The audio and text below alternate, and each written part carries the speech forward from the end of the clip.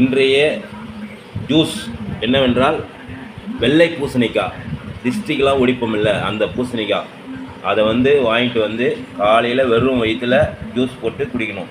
மேல் தோலை சீவிடணும். சீவிட்டு இப்படி சீவிடணும். இப்படி சீவி துண்டு துண்டாக போட்டு மிக்சியில் போட்டு எடுத்துக்கணும். எடுத்து மிக்சியில் போடும்போது சொல்கிறேன்.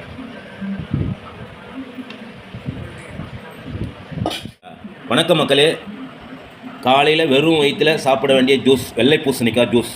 இது அது உள்ளே இருக்கிற செதை மட்டும் பூ மாதிரி இருக்கும், பஞ்சு மாதிரி. அதை மட்டும் எடுத்து வச்சுட்டு இந்த தோலை வெளியே போட்டுடணும். இந்த தோலை யூஸ் பண்ணக்கூடாது, தோல் வேண்டாம்.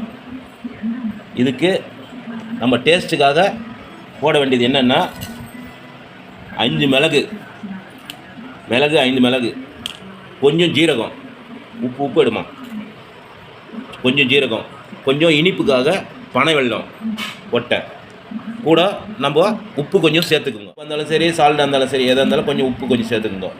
சேர்த்துக்கிட்டு இதை மிக்சியில் போட்டுக்குங்க. மிக்சியில் எல்லாத்தையும் போட்டு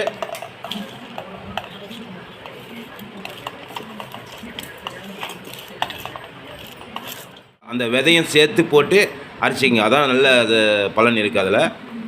அடுத்தது தண்ணி கொஞ்சம் ஊற்றிக்குங்க. ஊற்றிட்டு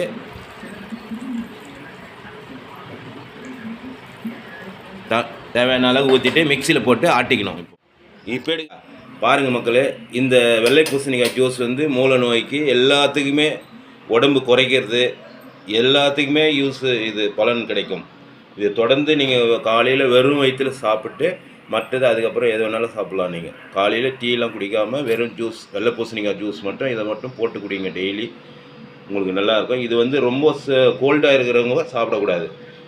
ஹீட்டான உடம்புக்கு சாப்பிடுங்க ஜூஸு. நீங்களும் போட்டு குடித்து பார்த்துட்டு சொல்லுங்கள். கமெண்ட் பண்ணுங்கள், ஷேர் பண்ணுங்கள், லைக் பண்ணுங்கள், சப்ஸ்கிரைப் பண்ணுங்கள். நன்றி மக்களே, வணக்கம்.